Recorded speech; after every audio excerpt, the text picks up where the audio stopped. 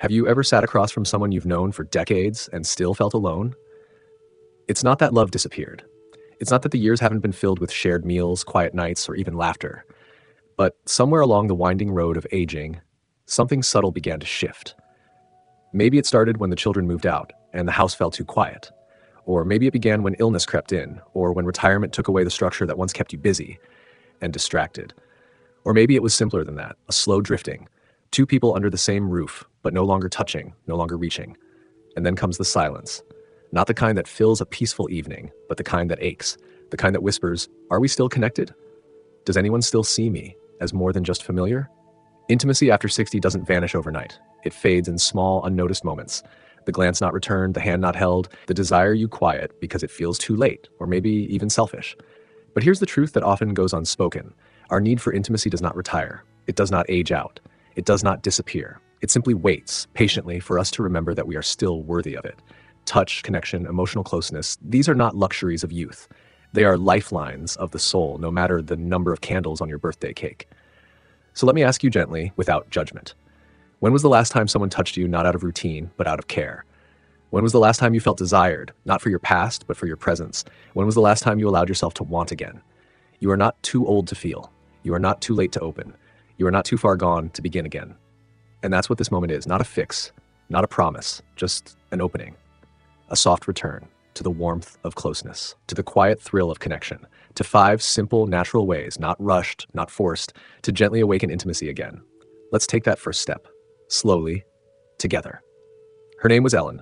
She had just turned 67 when she realized something was missing. Not in the way you forget your keys or misplace a grocery list. No, this was deeper. It was the kind of missing you feel in your bones. A quiet ache that settles in behind your ribs, right where warmth used to live. Ellen and her husband Ray had been married for 42 years. They'd built a life together. 2 children, 1 old yellow Labrador, 1,000 shared routines. Breakfast at 7, church on Sundays. The slow dance of aging, side by side. And on paper, things looked fine. No major fights, no scandals, no leaving. But still, something inside Ellen had gone still. She found herself lying awake some nights, listening to the hum of the ceiling fan and the soft, steady breath of the man beside her. She would stare into the dark and wonder, when did we stop touching? When did we stop reaching for each other, even just to say goodnight? The turning point came one afternoon in autumn. They were raking leaves, one of those ordinary golden afternoons where the light falls just right and the wind carries old memories through the air. Ellen watched Ray from a distance. The way his shoulders stooped more than they used to, the style how his hands moved with the hesitation of arthritis. He looked tired, familiar, faded. And then she caught herself thinking, he doesn't look at me like he used to. And almost in the same breath, maybe I don't look at him that way anymore either. That evening, as they sat on the porch, wrapped in sweaters and the quiet that often lingered between them, Ellen surprised herself. She reached over, gently, and rested her hand on his. Ray looked at her, eyes a little startled. It had been a while. She didn't say anything poetic or dramatic, just a simple sentence. "I miss being close to you." He didn't answer right away, just nodded slowly, eyes wet around the edges. "I didn't know you still wanted that," he whispered. That moment didn't solve everything. There were still awkward silences, years of patterns to unlearn, and bodies that no longer moved the way they used to. But something small and sacred reopened between them. They began taking short walks again, not just for exercise, but to hold hands. They started sitting a little closer on the couch, and sometimes on the slow mornings, Ray would make Ellen coffee just the way she liked it, with a little cinnamon and a lot of intention. Intimacy came back not as fire, but as ember. Not urgent, but steady. And in that steadiness, Ellen realized something powerful. It was never about fixing what was broken. It was about remembering what had always been there, waiting patiently under the dust of time. There's a quiet lie that many of us begin to believe as we grow older, that intimacy, real, nourishing closeness, depends on how much energy we have left, on how our bodies work, on whether we can move the way we used to or look the way we did. But here's the truth that no one says out loud. The deepest kind of intimacy is not physical first. It is presence. The kind of presence that says, I see you right here as you are, and I'm not going anywhere. Many people after 60 feel as if they've aged out of desire. They joke about it to soften the sting, but underneath the laughter is often grief. Not because they miss youth itself, but because they miss being seen as someone worth reaching for. But the miracle is this. Presence doesn't fade with age. In fact, for many, it deepens. When we let go of the performance, the pressure to impress, to initiate in some perfect, polished way, we begin to rediscover what intimacy really is. A shared gaze that lingers, a hand resting on the small of your back without needing a reason, a moment of silence that doesn't feel empty, but full, because someone is there with you, fully. The spiritual writer Henri Nouwen once said, "The greatest gift we can give one another is presence. Not advice, not instruction, not judgment, but simply being there." It's not about what you do in the bedroom. It's about whether you're showing up with your whole self, your attention, your softness, your willingness to be real. Ellen and Ray didn't fall back into each other's arms overnight. But when Ellen reached across the porch and touched his hand, that single moment of presence broke a silence that had lasted for years. She didn't have the answers. She didn't have a plan. She just showed up, fully, honestly. And that was enough to begin. So let me ask you gently, when was the last time you sat with someone? Not to fix them, not to please them, but simply to be with them. When was the last time you allowed someone to sit with the real you? No masks, no memories, just now. Because the doorway to intimacy is not through the past, it is through presence, this moment, this breath, this version of you. And no matter your age, that door is still open. There are kinds of silence that feel comforting, like the quiet between two people who know each other deeply. And then there are the silences that feel like distance. One of the first things many couples stop doing as they age is touching without purpose. No more kisses just because. No hand and resting on the thigh during a quiet movie. No gentle brush of the shoulder while passing in the hallway. Touch becomes logistical. Can you help me up? Hold this. It becomes medical. Let me help you with your socks. And slowly, gently, a language begins to fade. But the body remembers. Even after 60, even after decades of routine, even after grief or menopause or surgery, the body remembers how to feel safe in someone else's hands. Touch is not about sex. It's about safety. It's about warmth. It's about the simple, quiet message. You're not alone. And the most powerful thing? Touch doesn't have to be perfect to be healing. It just has to be offered with intention. Dr. Bessel van der Kolk, a trauma researcher and author of The Body Keeps the Score, writes, "Being able to feel safe with other people is probably the single most important aspect of mental health. Physical affection, when welcomed, rewires the nervous system." It's not too late to learn this language again. You don't need to say much. You don't need to explain. Sometimes just reaching for someone's hand at the dinner table or offering a hug when you both feel unsure is enough to begin a new conversation, wordless but deep. Remember Ellen? She and Ray didn't become magically passionate overnight, but they made a quiet agreement to begin with one small moment of contact each day. Some days it was a hand resting gently on a knee, other days a kiss on the cheek before bed, and sometimes they just sat with their feet touching beneath a shared blanket while the evening news played in the background. It wasn't about rekindling some fiery romance. It was about saying, in the simplest way, I still choose closeness. So let me ask you gently, when was the last time you let someone reach for you? Not out of need, but out of care. And when was the last time you reached without knowing exactly how it would be received? You don't need to wait for the right moment. Intimacy is built in the tiny ones, the ordinary minutes when you decide, again and again, I want to be close. So many people believe intimacy has to be big and dramatic. They think it happens in sweeping gestures, the candlelit dinners, the surprise trips, the passionate declarations. But as we grow older, we begin to understand something quieter and far more powerful. True intimacy is born in the small, steady conversations where we feel emotionally safe. It's in the late afternoon chats over lukewarm tea. It's in the quiet, how was your day, when you already know the answer, but ask anyway. It's in the way you say, I was thinking about that old trip we took to Maine, just to share a memory, not to solve anything. Many people after 60 carry the silent belief that it's too late to open up emotionally, especially if they haven't been in the habit of sharing. They say, what's the point now? Or he wouldn't understand. But emotional intimacy isn't about explaining everything perfectly. It's about being willing to be seen. Psychologist Dr. Brené Brown writes, connection is the energy that exists between people when they feel seen, heard, and valued, when they can give and receive without judgment. That kind of connection doesn't require deep therapy sessions at the kitchen table. It begins with the courage to say simple things like, I've been feeling a little distant lately, not because I don't love you, but because I don't always know how to reach for you. Or, sometimes I miss how things used to feel between us. And I don't know if you feel that too. When Ellen finally spoke those words to Ray, I miss being close to you, she wasn't asking for a solution. She was offering vulnerability. And Ray, to his credit, didn't try to fix it.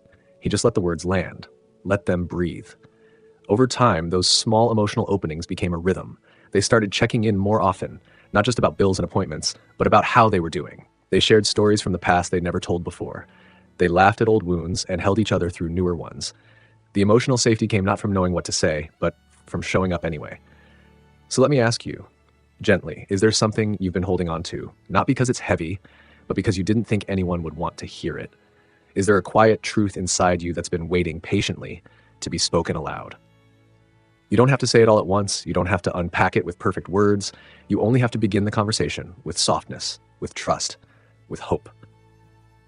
Because emotional intimacy is not a destination.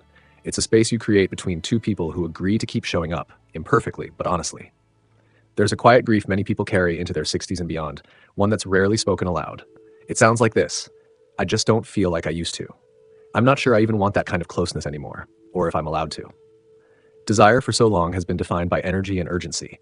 It's been framed by youth, by speed, by strength, by spark. But after 60, that spark changes. It doesn't burn out. It simply softens, deepens, and that's not a loss, that's an evolution. So many seniors, men and women alike, think something is wrong with them when their physical desire no longer looks the way it once did. But in reality, the way we experience intimacy is always shifting. It's not disappearing, it's maturing. What used to be about hunger becomes about connection. What once focused on performance becomes about presence. It's less about climax and more about closeness, less about urgency and more about warmth. Dr. Sharon Bober, a psychologist at Harvard Medical School, said it beautifully in her work with couples navigating desire after cancer and aging. She writes, "We need to stop thinking of intimacy as something that has to look a certain way. The real question is, what helps you feel close, connected, and fully alive?" For some, it might be long, slow evenings spent lying side by side, not doing anything in particular, just breathing together. For others, it might be a deep, intentional conversation under a shared blanket, feeling emotionally exposed and held at once. And yes, for some, it's still physical, but gentler, slower, without pressure to be anything. When Ellen first reached out to Ray, it wasn't because she wanted things to go back to normal. It was because she wanted something real, something that fit the version of themselves they had become. They had changed, in body, in energy, in rhythm. But they hadn't lost the capacity for closeness. They just needed to stop comparing today's intimacy to yesterday's. They needed to make room for this new kind of desire. And slowly they found a different kind of spark, not flashy, not wild, but steady and true. So let me ask you, softly, have you been judging your desire through the lens of your younger self, instead of listening to what your heart needs now? Have you told yourself that the spark is gone, when maybe it's only hiding beneath layers of expectation? It's not too late. And there's nothing wrong with how you feel or don't feel. Desire after 60 may look different, but it's still yours to explore, on your terms, in your way. Because intimacy isn't about returning to who you were. It's about honoring who you are now, fully, honestly, and without apology. We often think intimacy is spontaneous, a spark that happens on its own, like lightning in a summer storm. But for most people, especially after 60, that spark isn't something you wait for. It's something you gently tend, like a quiet flame. The truth is, love that lasts doesn't feed itself. It asks for small rituals, tiny intentional moments that say, I choose you again and again, even in the ordinary. In younger years, the world teaches us to chase romance, anniversaries, gifts, declarations, big gestures. But with age comes a gentler wisdom that real intimacy lives in the rhythm of small, repeated acts. It's in the morning cup of tea made the way you like it, the soft brushing of hair behind the ear before bed, the shared crossword puzzle, the shoulder squeeze in the kitchen, the daily walk, hand in hand, saying little but feeling everything. These moments may seem small, but to the heart, they are sacred. They are reminders that even as bodies change, even as the future grows shorter, you are still wanted, still chosen. There's a beautiful quote from author John O'Donohue that speaks to this kind of love. May you never become a stranger to the stir of your own heart.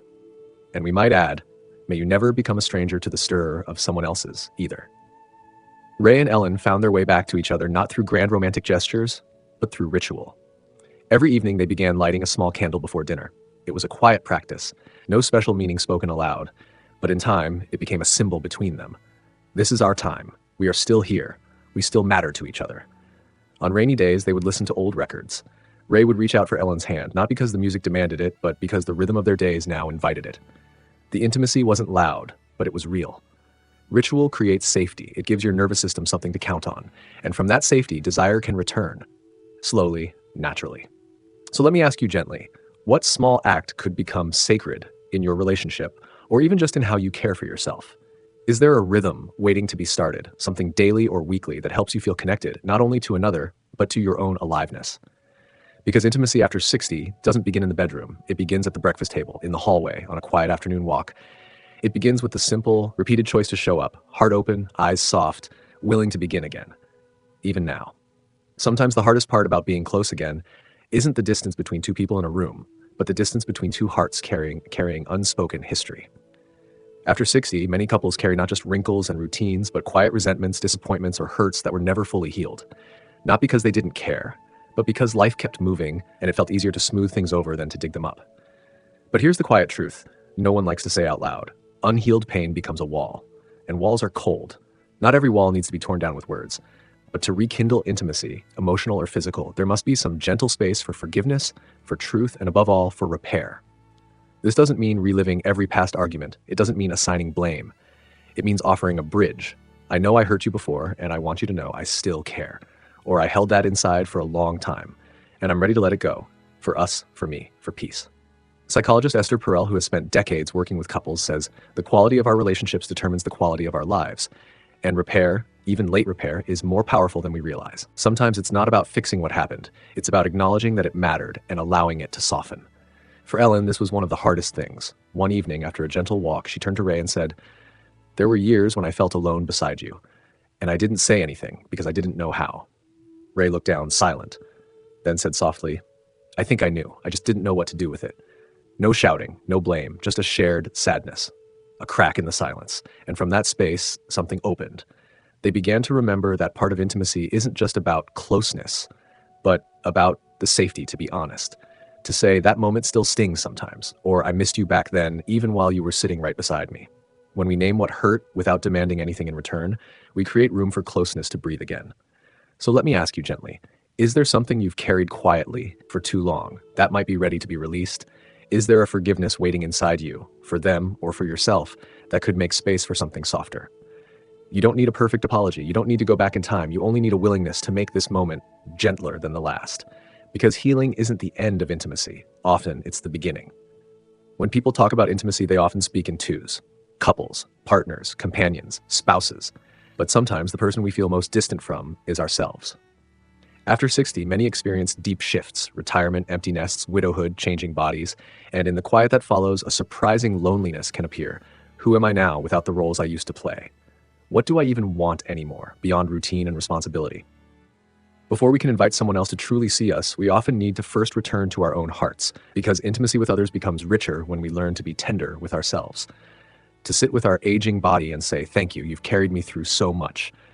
To revisit old regrets and whisper, "I forgive you, you were doing your best." To feel longing rise in the chest and not shame it, but instead say, "Yes, I still want closeness. That's not weakness. That's life." There's a quote by Buddhist teacher Tara Brach that speaks to this. Perhaps the biggest tragedy of our lives is that freedom is possible, yet we can pass our years trapped in the same old patterns. But when we begin to listen to our own hearts with compassion, something softens, something opens. That something is the doorway to true intimacy, because when you meet yourself with gentleness, your partner, your loved one, even the world, can begin to do the same. This was a quiet shift Ellen discovered on her own. Before she ever reached for Ray's hand that day on the porch, she had spent months quietly reflecting. She had begun to walk alone in the mornings, to sit beside the window with old letters and tears she had never let fall. She began to speak softly to herself, no longer rushing to fix things, but simply noticing what her heart still longed for. And it was only then, when she softened toward herself, that she could extend her hand across the quiet space between them. Because intimacy that begins in self-compassion often flows outward, effortlessly. So let me ask you gently, have you touched your own heart lately? Not with criticism, but with care.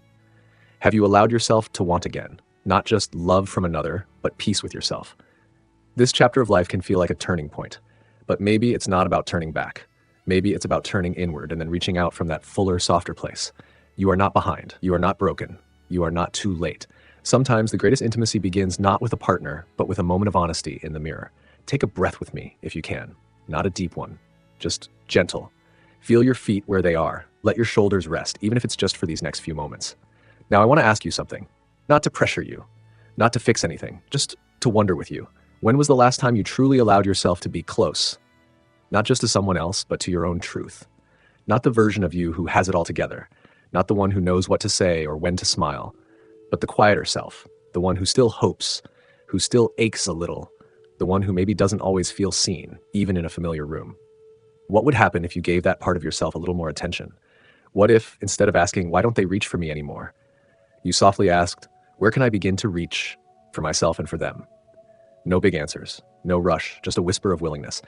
Because maybe the intimacy you've been missing isn't lost. Maybe it's been waiting patiently for your permission to return.